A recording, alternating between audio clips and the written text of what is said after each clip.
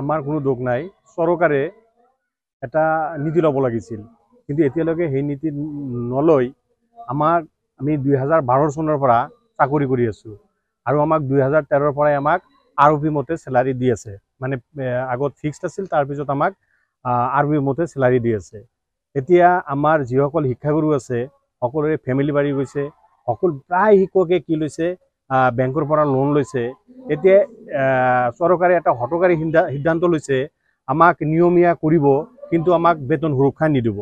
যদি বেতন সুৰক্ষা নিদিয়ে তেনেহ'লে আমাৰ প্ৰতিজন LP স্কুলৰ শিক্ষাগুৰুৰ মাহিলী কমেও 15,000 টকাকৈ লছ হ'ব আৰু যিবিলাক আপাৰ প্ৰাইমাৰীৰ শিক্ষাগুৰু আছে সিহঁতসকলৰ প্ৰায় 18,000 টকা পাৰ মান্থ কমি যাব। এতিয়া এই কোনখন দেশত মানে বাস কৰি আছো, এখন উন্নয়নকামী ৰাষ্ট্ৰত বাস কৰি থাকি আমাৰ জীৱনৰ মানদণ্ড যি মানদণ্ড চলি আছো তাৰ পৰা আমাক কমাই দিব বিচাৰিছো। চৰকাৰৰ এই সিদ্ধান্তটোক আমি আমাৰ মাননীয় মুখ্যমন্ত্ৰী শিক্ষামন্ত্ৰীক আমি আহ্বান জনাই আছো, যাতে এই যি হঠকাৰী সিদ্ধান্ত লৈছে এইটো যাতে পুনৰ বিবেচনা কৰি আমাক বেতন সুৰক্ষা সহ নিয়মীয়া কৰে যেন।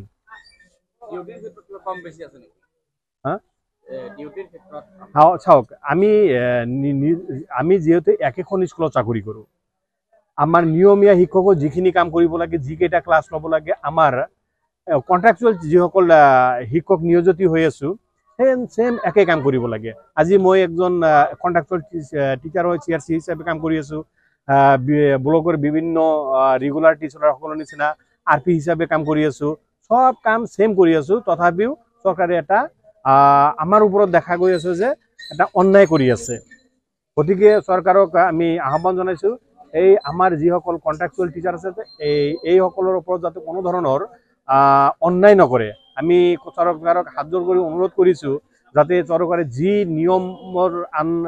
নিয়ম বান্ধি যি এক্টৰ আণ্ডাৰত আমাক নিয়মীয়াকৰণ কৰিব বিচাৰিছে সেইবিলাক সংশোধন কৰি হ'লেও আমাক এই বেতন সুৰক্ষা সহ নিয়মীয়া কৰে যেন। সদৌ অসম প্ৰাথমিক শিক্ষক সমাজ ধুবুৰী জিলা সমিতি আজি দ্বিতীয় দ্বিবাৰ্ষিক জিলা কমিটিৰ অধিৱেশন। আজি আমি শিক্ষকসকলে আজি 12টা বছৰৰ পৰা এপইণ্টমেণ্ট পাই কৰ্মৰত হৈ আছোঁ অসমৰ বিভিন্ন ঠাইত। অসমৰ বিভিন্ন ঠাইৰ শিক্ষক আহি আজি আমাৰ ধুবুৰী জিলাতো আছে কৰ্মৰত হৈ আছেহি। আমাৰ এজেণ্ডা আছিল যে আমাৰ শিক্ষকসকলৰ যি সমস্যা, এই সমস্যাসমূহৰ লগতে শৈক্ষিক যিবোৰ সমস্যা, এই সমস্যাসমূহ আজি সুন্দৰভাৱে উপস্থাপন কৰি সুন্দৰভাৱে আলোচনা কৰা হৈছে। লগতে আমি সিদ্ধান্ত লৈ আহিছোঁ, মুখ্য উদ্দেশ্য হ'ল যে বাৰ্ষিক অধিৱেশন শিক্ষকসকলক সমাগত কৰি বাৰ্ষিক অধিৱেশন পাতিব লাগে, যিহেতু আমি পঞ্জীয়নকৃত এছ'চিয়েশ্যন। আৰু ইয়াৰ মূল উদ্দেশ্য হ'ল যে আমি 12 চনৰ পৰা শিক্ষকতা কৰি আমাৰ চৰকাৰে ৰেগুলাৰাইজেশ্যন কৰিবৰ কাৰণে বিভিন্ন চেষ্টা হাতত লৈ আছে, কিন্তু আমাৰ মূল আপোনাৰ দাবী হ'ল যে আমি পে প্ৰটেকশ্যন সহ আমি চৰকাৰ ৰেগুলাৰ কৰিবৰ কাৰণে আহ্বান জনাইছোঁ। কিন্তু চৰকাৰে আমাৰ পে প্ৰটেকশ্যন নিদি ৰেগুলাৰাইজ কৰিম বুলি কৈ আছে, কিন্তু আমি সেইটোত একমত হোৱা নাই। পুনৰবাৰ আপোনালোক যিহেতু আছে, আপোনালোকৰ দ্বাৰা অসমৰ মাননীয় মুখ্যমন্ত্ৰী ডাঙৰীয়া, অসমৰ শিক্ষামন্ত্ৰী ডাঙৰীয়াক আমি আহ্বান জনাম বা ৰিকুৱেষ্ট কৰিম যে আমাৰ যিবোৰ সমস্যাসমূহ তেওঁলোকে আগভাগ লৈ আমাক পে প্ৰটেকশ্যন সহ আমাক ৰেগুলাৰাইজ কৰে। এইখিনিতে আপোনালোকৰ দ্বাৰা তেওঁলোকলৈ আমাৰ আহ্বান। অসমত আমাৰ 35,000 শিক্ষক আছে। তাৰে ভিতৰতে দুটা ভাগ আছে, এটা হ'ল সৰ্বশিক্ষাৰ অধীনত কৰ্মৰত শিক্ষক আৰু এটা হ'ল ষ্টেট পুল শিক্ষক। ষ্টেট পুলৰ সংখ্যা বেছি নাই, 11,000 মান আছে, আৰু বাকীখিনি আমাৰ সৰ্বশিক্ষাৰ অধীনত কৰ্মৰত শিক্ষক। আমি 12 চনৰ পৰা শিক্ষকতা কৰি আহিছোঁ অসমৰ বিভিন্ন প্ৰান্তত। গভৰ্ণমেণ্টে বিভিন্ন আশ্বাস দিছিল যে খোদ মুখ্যমন্ত্ৰী ডাঙৰীয়াই 15 আগষ্টৰ দিনা পতাকাৰ তলত এনাউন্স কৰিছিল যে আমাৰ সৰ্বশিক্ষাৰ অধীনত কৰ্মৰত শিক্ষকসকলক আমি ৰেগুলাৰাইজ কৰিম। আমি তেওঁলোকক আকৌ আহ্বান জনাম। নকৰিলে আপোনালোকে কি পন্থা হাতত ল'ব?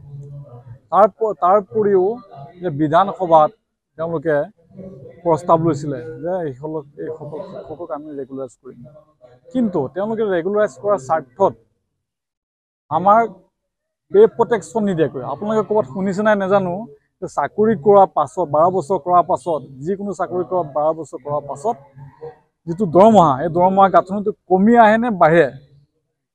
কেতিয়াও নকমে, নিশ্চয় বাঢ়ি যায়, হয়নে? গতিকে আমি এতিয়া গভৰ্ণমেণ্টে যি ব্যৱস্থা কৰিছে, আমাৰ প্ৰায় 15,000 পৰা 18,000 টকা পাৰ মান্থ লছ হ'ব। আৰু সকলোৰে পৰিয়াল আছে, সকলোৰে পিতৃ মাতৃ আছে, সকলো শিক্ষকৰ লোন আছে। এই ক্ষেত্ৰত কেনেকৈ সেই শিক্ষকসকলে মেনেজ কৰি চলিব? আৰু ইফালে বজাৰৰ জুই চাই দাম বস্তুৰ।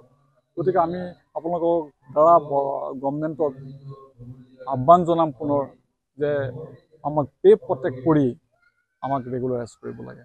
যিকোনো খবৰৰ বাবে যোগাযোগ কৰক 7099017330 অথবা 7099017990 নম্বৰত।